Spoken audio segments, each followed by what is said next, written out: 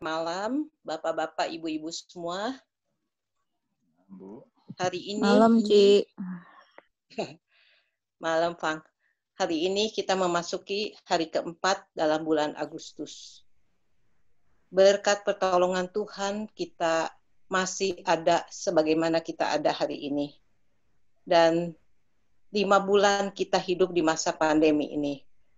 Pada awal-awal sekitar bulan Maret ya, kita sudah Maret minggu ketiga kalau saya nggak salah, kita udah tidak beribadah di gereja.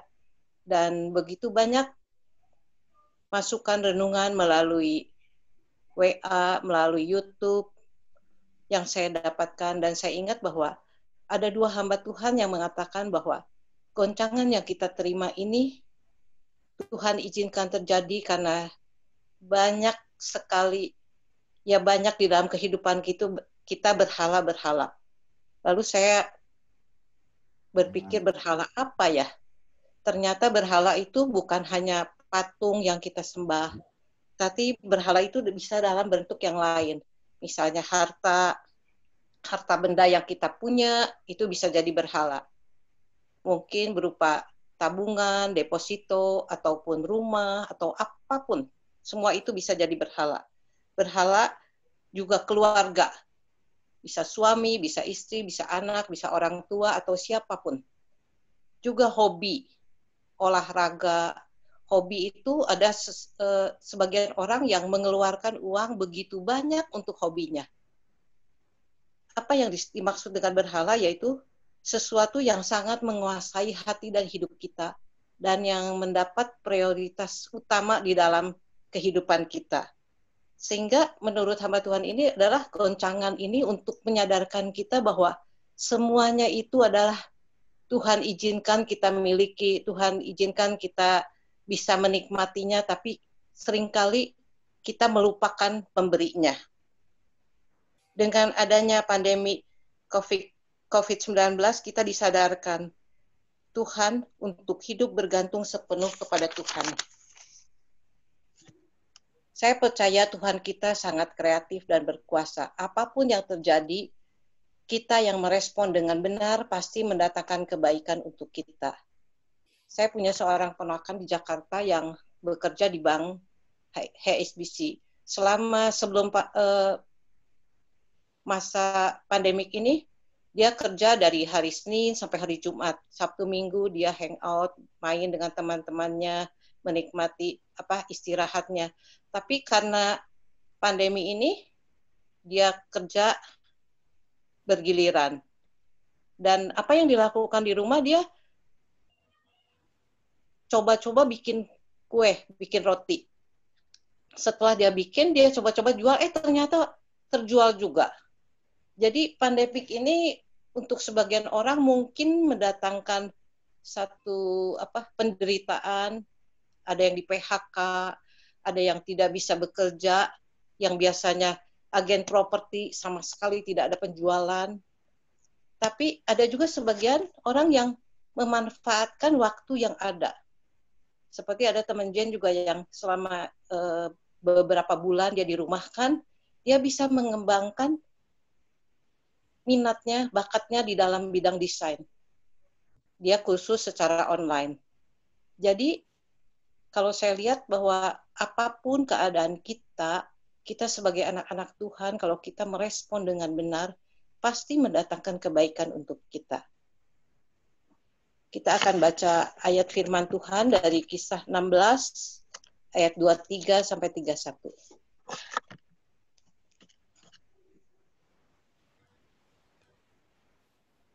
Kisah Rasul 16 ayat 23. Juga orang setelah mereka berkali-kali didera, mereka dilempar ke dalam penjara. Kepala penjara diperintahkan untuk menjaga mereka dengan sungguh-sungguh.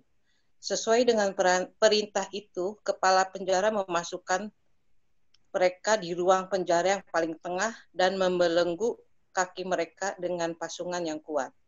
Tetapi kira-kira tengah malam, Paulus dan Silas berdoa dan menyanyikan puji-pujian kepada Allah, dan orang-orang hukuman lain mendengar mereka.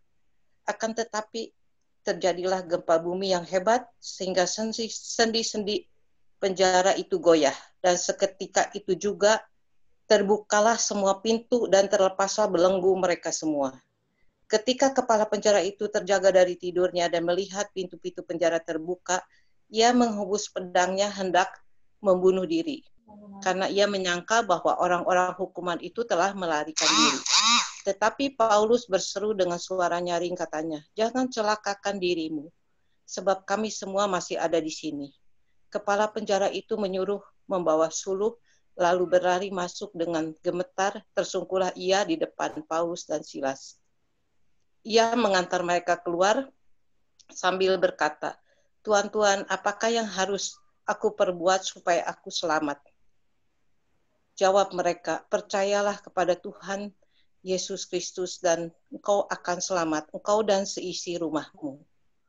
Ayat firman Tuhan ini bercerita tentang Paulus yang dulu sebelum menerima jamahan dari Tuhan yang menganiaya pengikut Yesus.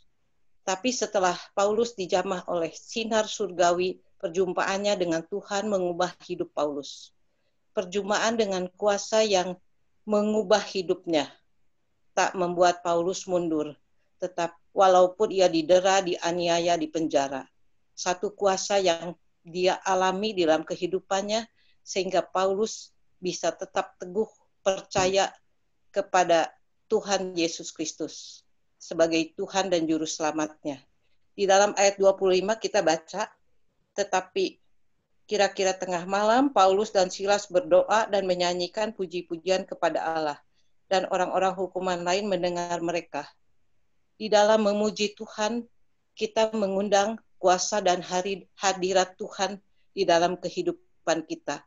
Saya pernah bercakap-cakap dengan seorang majelis dari GKI Maulana Yusuf. Waktu itu saya mengunjungi dengan Pak Peter. Dan dia bercerita bahwa waktu dia mempersiapkan tugas untuk hari Minggu, dia hari Sabtu dia menyediakan waktu untuk persiapan. Dia pelajari semua lagu yang akan dinyanyikan di kebaktian itu, dan dia bercerita bahwa kalau kita nyanyi itu kita jangan sekali, dua kali nyanyi, tapi kita nyanyi terus sambil menghayati sampai dia merasakan satu atmosfer surga yang memenuhi kehidupannya. Jadi di dalam memuji Tuhan, kita harus merasakan bagaimana Tuhan itu hadir. Maksud saya adalah memuji Tuhan di dalam saat teduh kita pribadi ya. Sehingga kita mendapat kekuatan melalui puji-pujian yang kita naikkan.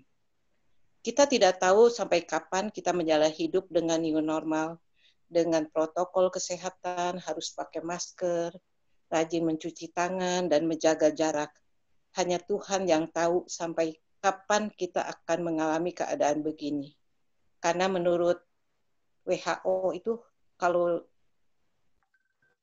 didengar pendapat WHO itu membuat kita kayaknya pesimis.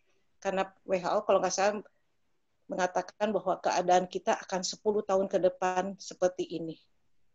Saya pikir, waduh, kalau memang benar begitu berat ya buat kita ya.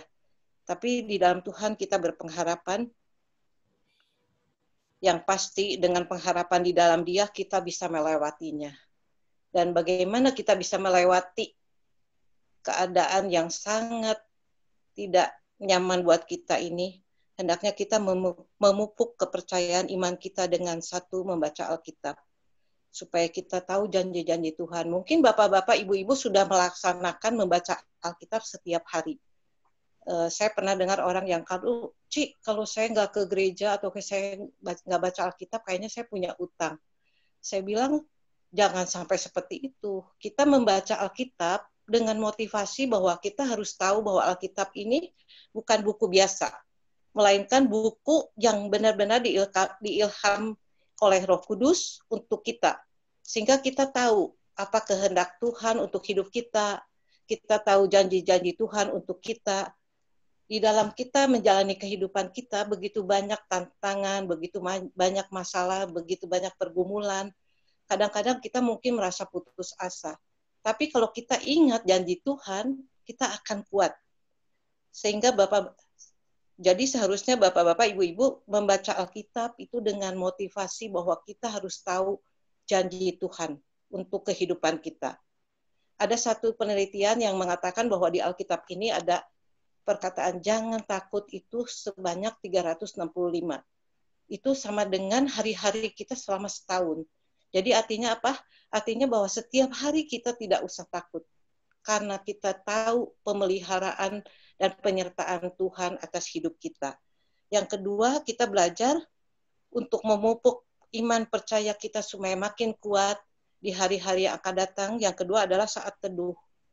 Saya mengatakan saat teduh karena bukan hanya kita berdoa, tapi kita menyediakan waktu untuk masuk dalam hadirat Tuhan, di mana kita memuji, membesarkan nama Tuhan, bersyukur dengan segala apa yang Tuhan sudah lakukan di dalam kehidupan kita.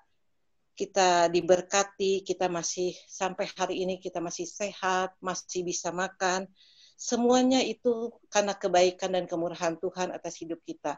Jadi di dalam saat teduh ini kita selain memuji, bersyukur, mungkin kita juga harus curhat. Mengenai curhat ini saya pernah mengalami setelah saya sakit tahun 2018 itu. Saya dirawat 4 hari dan saya pulang ke rumah dan badan saya nggak sehat-sehat. Saya sampai berobat ke 7 dokter, tapi akhirnya di dalam pergumulan saya, di dalam doa saya, di dalam saat teduh saya, Roh Kudus menerangkan bahwa hanya Tuhan yang dapat bisa memulihkan kehidupan saya.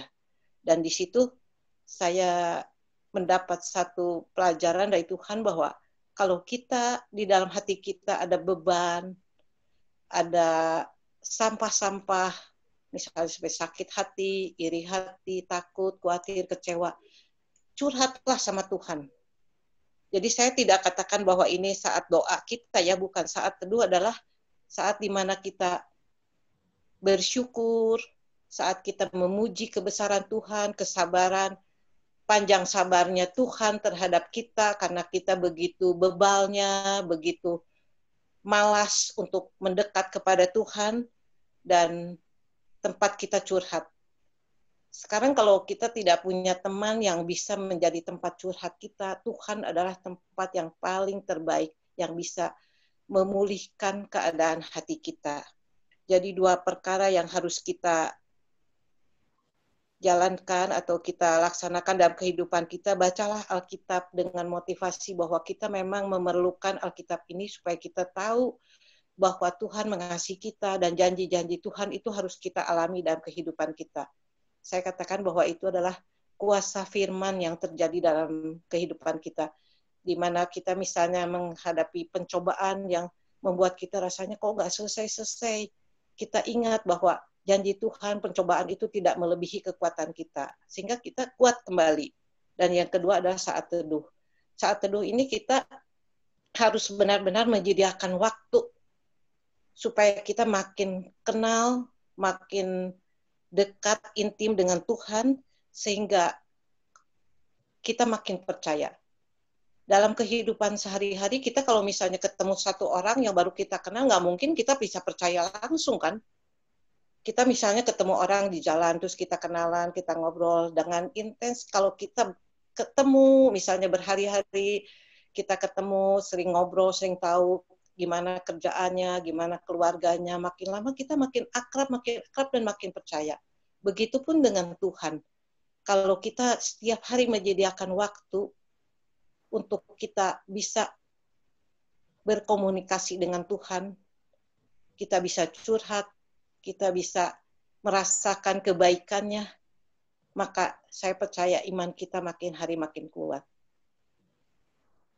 Tapi kita harus komit, kita menyediakan waktu, dan dengan jujur, dengan hati yang jujur, kita datang kepada Tuhan, karena kita tahu bahwa Tuhan tahu sedalam-dalamnya apa yang ada di dalam hati kita. Mungkin suami dan istri juga nggak akan tahu apa yang ada di dalam hati kita sedalam-dalamnya. Orang tua dan anak juga nggak tahu. Tapi Tuhan tahu. Karena saya melihat bahwa banyak sekali orang percaya itu menganggap Tuhan itu sesuatu yang sangat jauh, sangat agung, sangat mulia, sehingga kayaknya untuk mendekat itu sesuatu yang mustahil gitu. Padahal Tuhan sangat rindu untuk kita datang dekat kepadanya. Ada satu ayat di dalam Yakobus 4 ayat 8, mendekatlah kepada Allah dan ia akan mendekat kepadamu. Tentu dengan pentahiran tangan kita, hai orang-orang bersalah, dan sucikan hatimu, hai yang mendua hati. Jadi kita kalau datang kepada Tuhan, kita harus fokus. Saya waktu pertama berusaha untuk selalu hubungan intim dengan Tuhan, begitu kita masuk saat teduh tuh, langsung kepikiran macam-macam ya, pikiran lah masak apa, kepikiran apa yang belum kita lakukan. Tapi kalau kita berusaha, Tuhan, saya menyediakan waktu untuk intim dengan Tuhan, bersekutu dengan Tuhan, pasti kita bisa. Dan kita bisa merasakan manfaatnya. Manfaat dari membaca Alkitab secara rutin, dan saat teduh, menyediakan waktu untuk bersekutu dengan Tuhan. Sehingga iman kita makin kuat. Amin. Saya kembalikan kepada Pak Rahmadi, mungkin mau menambahkan. Ya, makasih Bu Fevi. Ya, menarik ya cerita Paulus dan Silas di penjara. Memang relevan ya dengan apa yang mungkin kita alami hari ini gitu. Paulus dan Silas di penjara bukan karena kesalahan mereka. Bukan karena mereka membunuh, bukan karena mereka melakukan tindak kriminal. Ya. Tapi mereka harus dipenjara karena memberitakan Injil yang membuat heboh pada waktu itu. Ya. Nah, ketika orang dihukum atau mengalami satu hal yang nggak enak, yang bukan karena kesalahannya, tentu bukan sesuatu yang mudah. Ya, tapi bagi Paulus dan Silas, dia tidak menyalahkan keadaan, dia tidak menyalahkan Tuhan, malah dia tetap memuji Tuhan, mengucap syukur. Ya, dan ternyata itu menjadi sebuah kesaksian yang luar biasa. Sampai kepala penjara pun menjadi percaya dan seisi rumahnya. Ya, kalau dilanjutkan tadi sampai ayat 34, mereka diundang ke rumahnya, dijamu makan, dan akhirnya ya mereka bertobat, ya, si kepala penjara dan keluarganya, begitu. Ya, saya pikir juga dalam keadaan sekarang kita mungkin juga pernah berpikir mungkin ini salah siapa sebenarnya? Ya, siapa yang salah sampai kita seperti ini? Saya nggak salah, kita nggak salah, ya. Tapi kita harus menanggung sebuah akibat yang sangat-sangat begitu mengubah kehidupan kita. Ya, kalau tadi kata WHO, ya bisa jadi, saudara, selama vaksin tidak ditemukan, nggak ada yang bisa menjamin. Ya, protokol apapun tidak bisa menjamin untuk terbebas dari virus. Ya, nah, jadi saudara-saudara juga keadaan ini mungkin membuat kita suka bergumul, ya. Ini bukan salah kita, tapi kita harus menanggung akibatnya. Ya, tapi kita diajak bukan untuk bersungut-sungut, ya, tapi bisa mencontoh dari Paulus dan Silas, ya, bahwa dalam keadaan yang seperti itu harusnya kita tetap mengucap syukur, memuji Tuhan, dan bahkan menjadi kesaksian bagi banyak orang, ya. Makasih Bu Fevi, diingatkan kembali kita. Mungkin Bapak Ibu yang lain, adakah yang mau berbagi atau sharing malam hari ini? Boleh.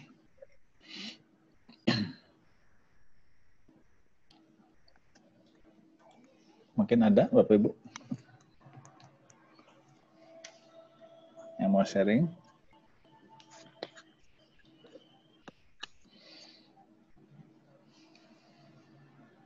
Pak Thomas, ada Pak Thomas? Lama nggak dengar Pak Thomas. Belum? Oke, yang lain mungkin?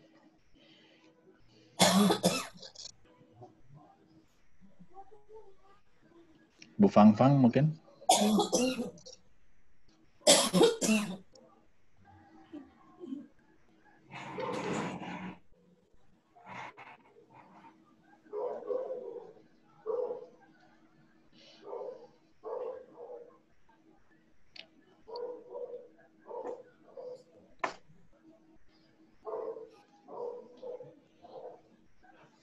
Ya, ada Bapak Ibu yang mau sharing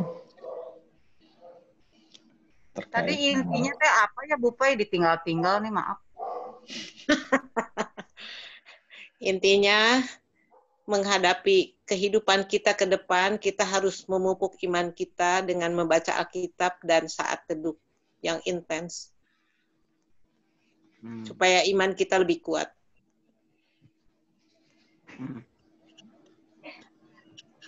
Ya, makasih Bu Pai. Ya, ada Bapak Ibu yang mau sharing? Selamat malam sih, betul. Apa itu?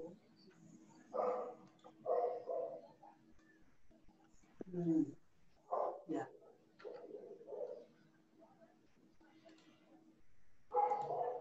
Tidak ada? Cukup? Ya. Oh ya, Pak Setiadi? Boleh. Boleh. Ya. Saya ingat ke Ulangan 8 ayat 3 ya. Bahwa hidup kita ini bukan oleh roti saja, tapi dengan segala firman yang keluar dari mulut Allah. Kalau kita bersama-sama menghayati ini berarti benar-benar bahwa saya setuju gitu. Bahwa firman Tuhan itu memberikan kepada kita segala sesuatu. Ya, karena di dalam firman itu adalah Tuhan Yesus sendiri. Artinya ketika kita mengarahkan diri kepada Tuhan Yesus, maka semua juga kita bisa atasi dalam kebersamaannya dengan Tuhan dan bersama-sama juga dengan saudara seiman kita. Karena kita tidak bisa bekerja sendiri, kita juga membutuhkan pertolongan orang lain. Dan tentu kita lebih mengarahkan diri kepada Tuhan Yesus Sang Firman Allah itu. Terima kasih Pak Ramadi. Ya, betul.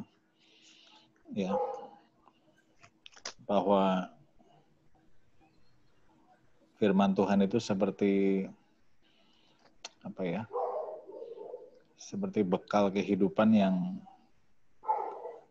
tidak akan pernah lekang oleh waktu. Ya, mungkin waktu itu beberapa waktu sebelumnya kita pernah sharing juga ya. Seperti anak-anak ujian. Kalau anak-anak ujian yang belajarnya sehari semalam baru belajar, ketika ujian mendadak dia nggak siap. Yeah. Tapi kalau tiap hari dia belajar, ujian kapanpun datang dia siap. Yeah. Karena tiap hari dia belajar. Sama firman Tuhan juga begitu. Kalau kita menyantap makanan rohani itu setiap saat, ya kita sediakan waktu khusus. Ya, saya rasa ujian, tantangan apapun ketika datang kita siap menghadapinya. Ya. Kalau kita nggak melakukan itu, ya kita seperti anak yang tidak siap menghadapi ujian dadakan. Ya. Yeah. Karena ya kalau sempat sekali-sekali ya baru baca, baru mendalami, bersaat teduh, ya tentu akan sangat berdampak. Ya. Baik, terima kasih Mas Tiadi. Yang lain ada? Cukup? Kalau cukup ya kita bisa masuk ke syafaat ya malam hari ini.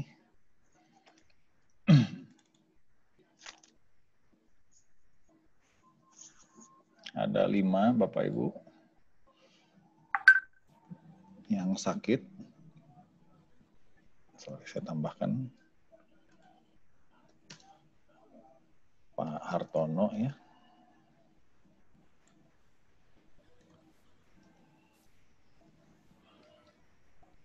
Ibu Esther masih dirawat nggak ya? Kita masukin saja ya. Yang pertama untuk saudara kita yang sakit ya, Pak, untuk minta Ibu VV ya, yang pertama. Siap. Oke. Yang kedua untuk para lansia agar tetap sehat, ya, dan punya imunitas yang makin baik. Ya. Yang kedua, minta tolong untuk Pak Ailim. Yang kedua Pak Ailim ya. Ya, siapa? Oke. Yang ketiga untuk jemaat dan simpatisan dalam pekerjaan dan usahanya.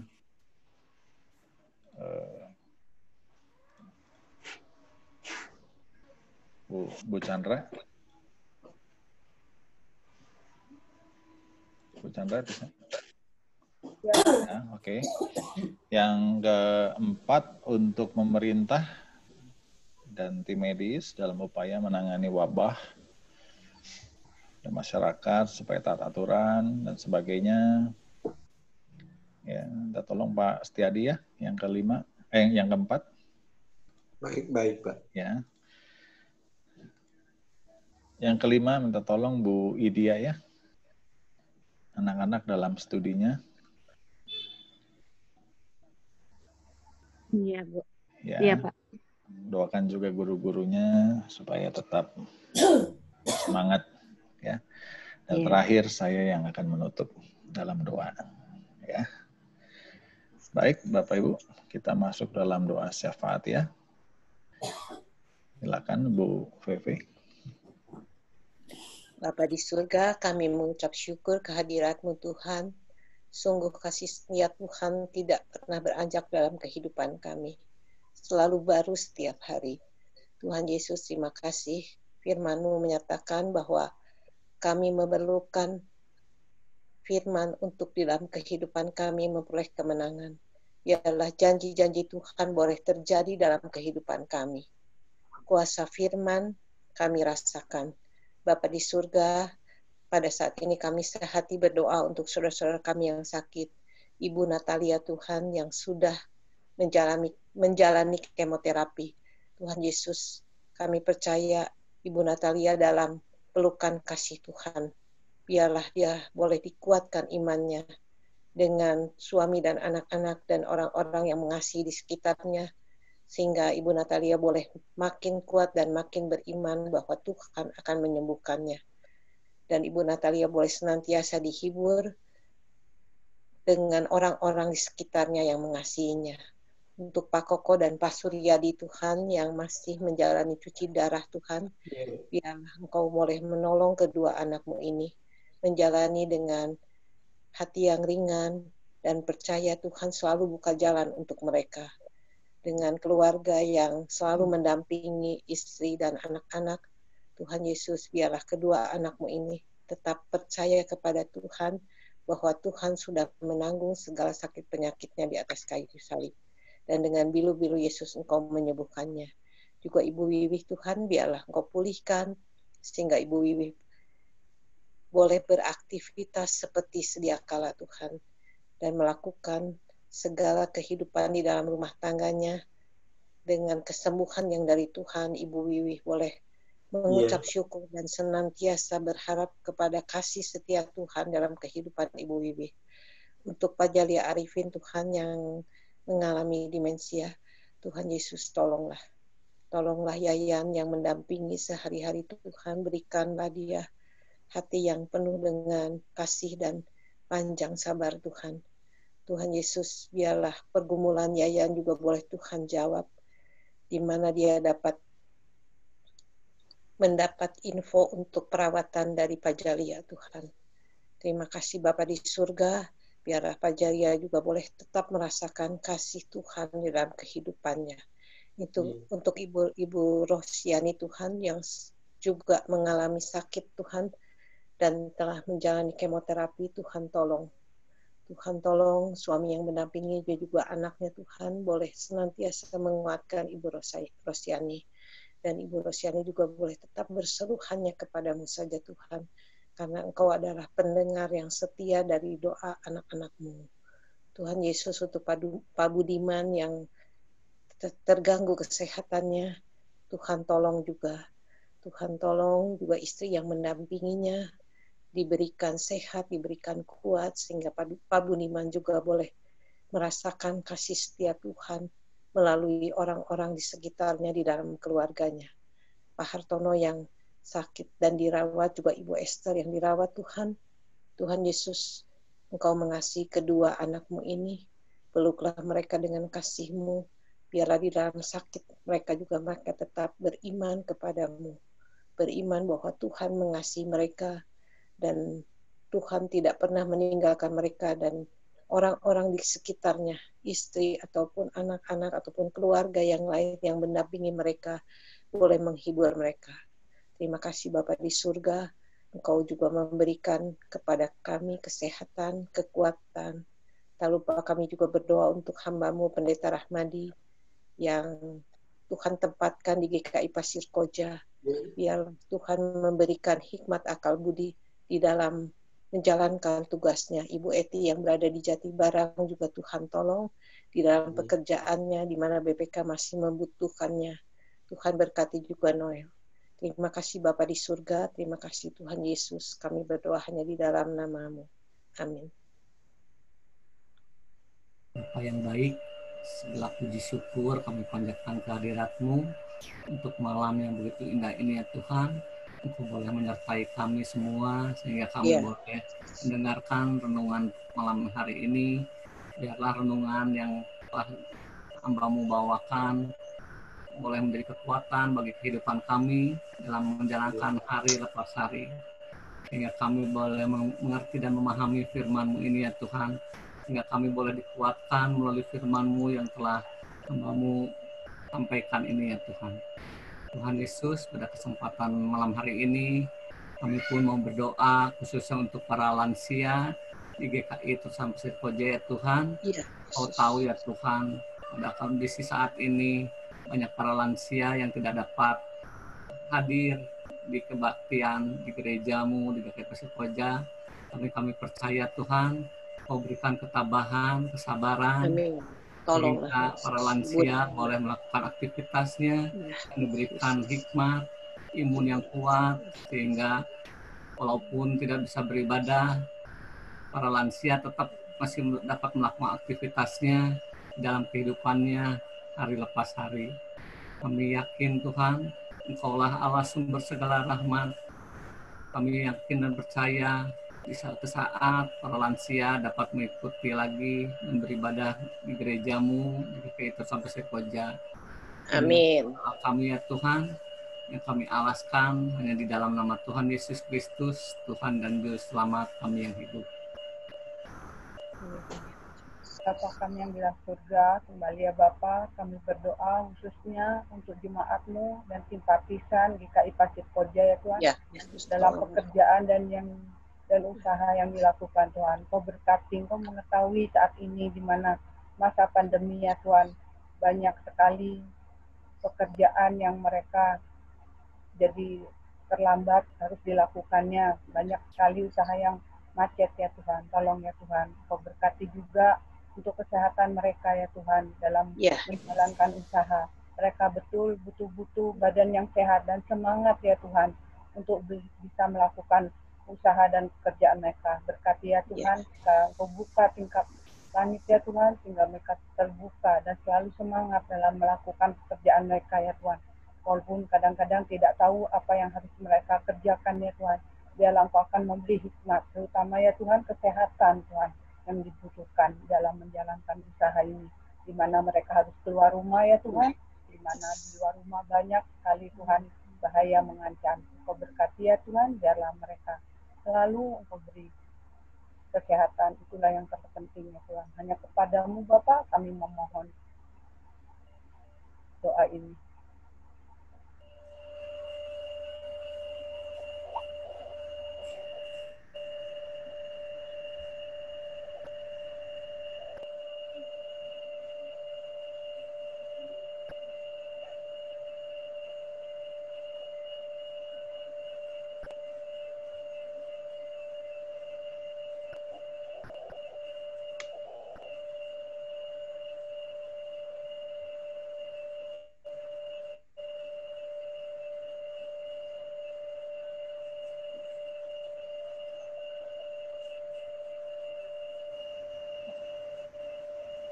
Mas Jadi.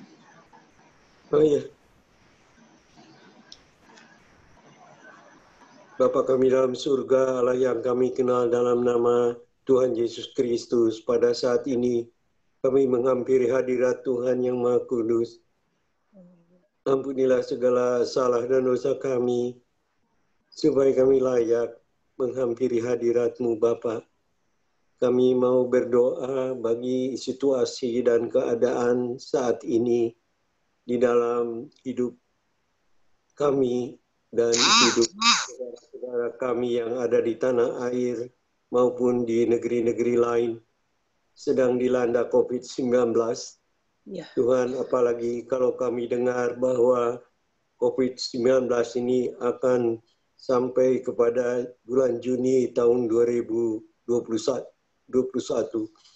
Tuhan, begitu lama kami harus menanti saat di mana kami boleh kembali seperti sedia kala.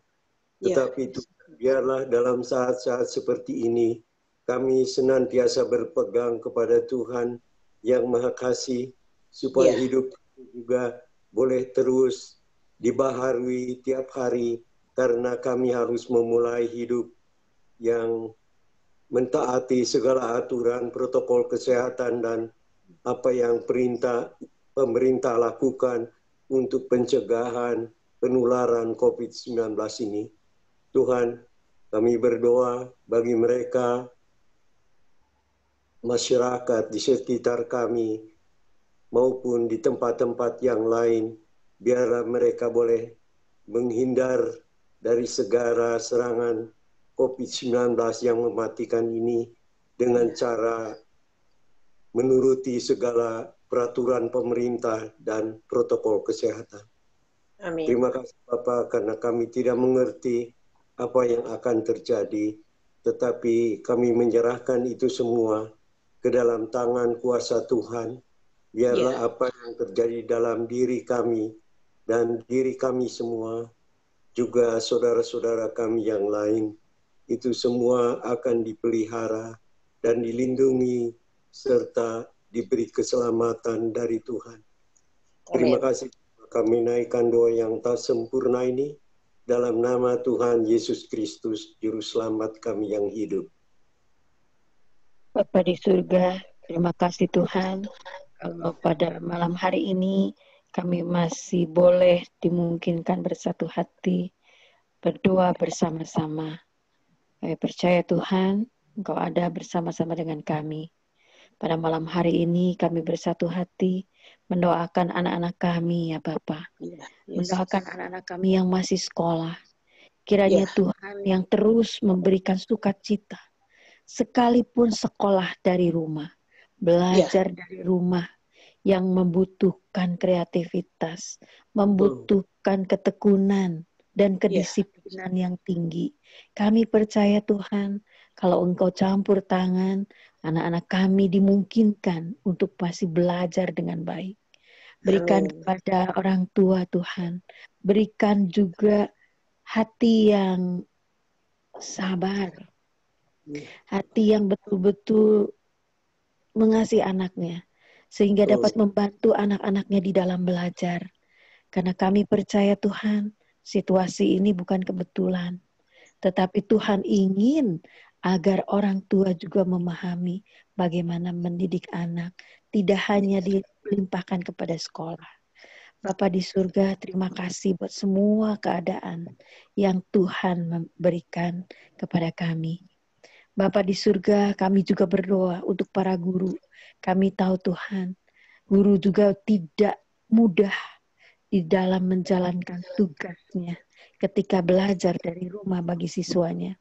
Kami percaya Tuhan, Engkau akan memampukan guru-guru juga, memberikan kreativitas, memberikan kemampuan, memberikan semua ide-idenya untuk dapat belajar dengan menyenangkan bersama dengan anak-anak didiknya. Kami percaya Tuhan, Engkau akan menyertai guru-guru juga, sehingga mereka dapat membuat video pembelajaran yang benar, yang baik, kemudian materi-materinya yang esensial. Kiranya Tuhan yang akan memampukan guru-guru semua. Amin. Bapa di surga, kami tahu Tuhan, tidak mudah, tetapi kami percaya berjalan bersama dengan Tuhan pasti bisa. Amin. Bapa di surga, kami juga berdoa bagi anak-anak kami yang masih menjalankan skripsi, bahkan sidangnya. Kiranya Tuhan juga akan beserta dengan anak-anak kami ini.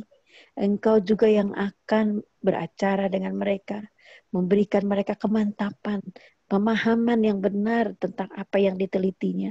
Kami percaya Tuhan, semua dapat berjalan dengan lancar apabila Engkau bersama dengan mereka. Beserta dengan mereka satu persatu ya Bapak. Kami juga berdoa Tuhan bagi anak-anak kami yang akan meneruskan sekolah mungkin di luar negeri. Kiranya Tuhan yang akan tolong, Tuhan yang akan memberikan jalan sehingga semuanya dapat terlaksana dengan baik. Kami percaya Tuhan, semua apa yang kami lakukan pasti Tuhan yang akan menggenapi dan melakukannya untuk kami semua.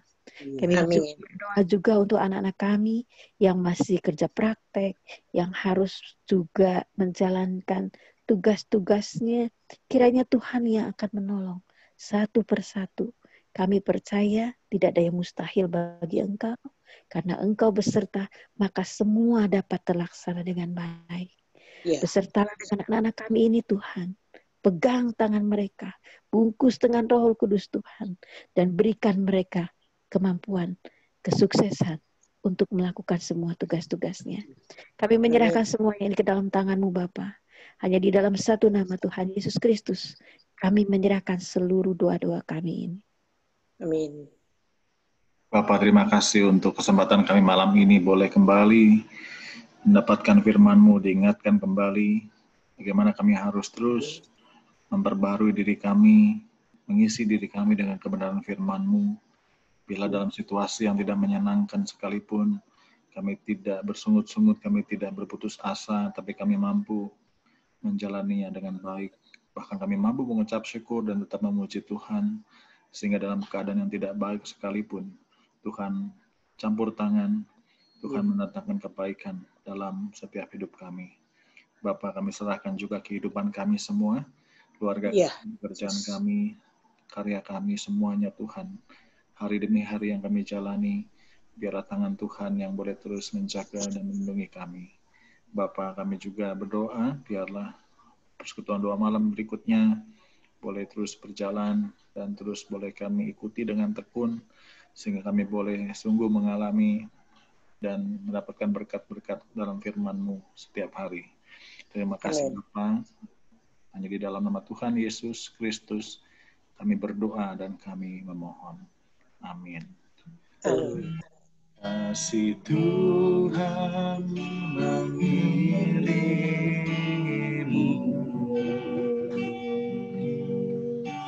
dan sayangnya melindungimu.